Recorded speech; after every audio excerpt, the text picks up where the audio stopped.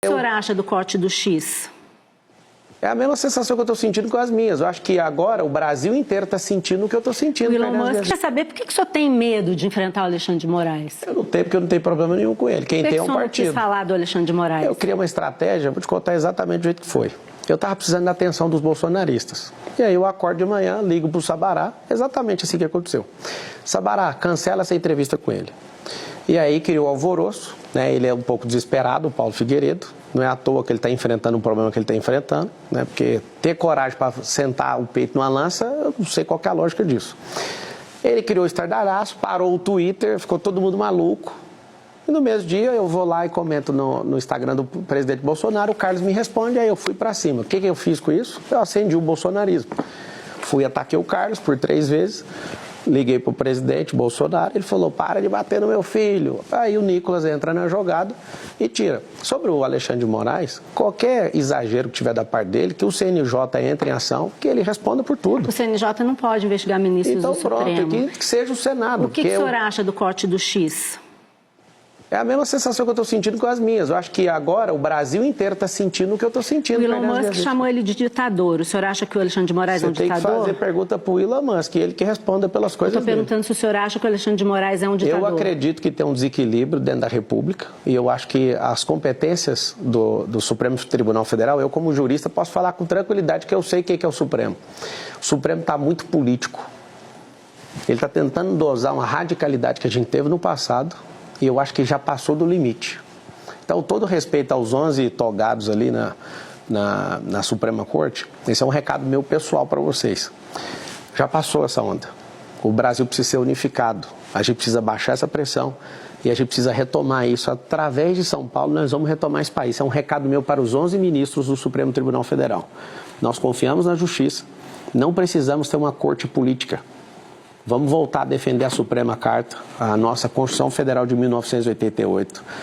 Ela precisa ser defendida por vocês, não precisa legislar e nem atuar politicamente. Eu, como cidadão, então, o senhor acha que eles estão legislando e atuando? Não acho não, eles estão fazendo isso. Isso está sendo feito. Você vê, por exemplo, no Senado Federal, homens e mulheres ali, que hoje têm processos. Esse é o modus operandi da justiça brasileira. Essa falta de celeridade faz com que muita gente fique pendurada, Vera, para quê? Para nesse pendurar, fica devendo favor para alguém. E eu faço aqui um clamor aos 81 senadores. Se o povo está dizendo o que precisa ser feito, que vocês assumam aquilo que o povo está falando.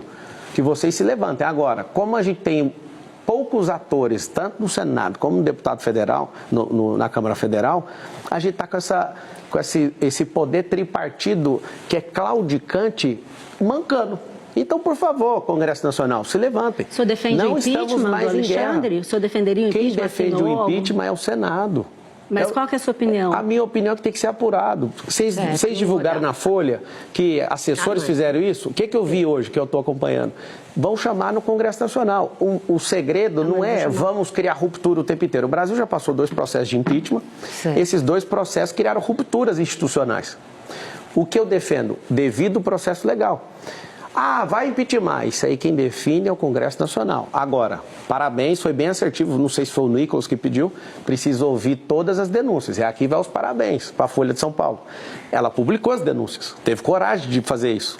Parabéns. Certo. Agora, tem que ter um outro ator, Congresso Nacional.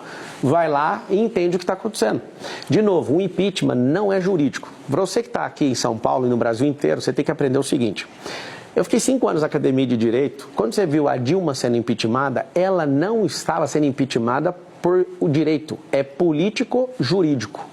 O que significa isso? Se não tiver disposição do Senado, o Brasil inteiro pode pedir isso. Não muita gente no mundo político acha que vários dos bolsonaristas, inclusive com quem eu converso, desconfiam que essa sua resistência em falar do Alexandre de Moraes pode ter a ver com aquele áudio que também a Folha publicou, que mostra o presidente do seu partido, Leonardo Avalanche, dizendo que costurou com o Michel Temer e o Alexandre de Moraes a decisão que decretou a intervenção que deu o partido para ele, em consequência permitiu a sua candidatura. O senhor soube dessa negociação?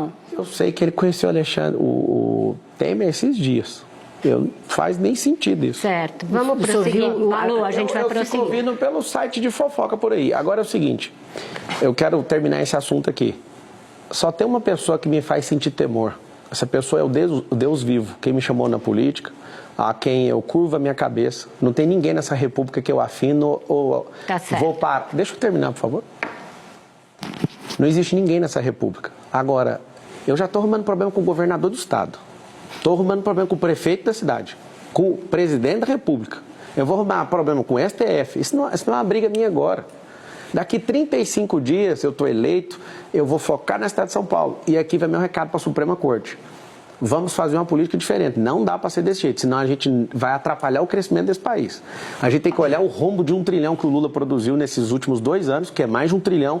Se não frear, se não tiver responsabilidade fiscal, nós vamos perder esse país de novo e vai ter que acordar um povão e levantar contra esse governo do PT de novo. Sua pergunta. Candidato,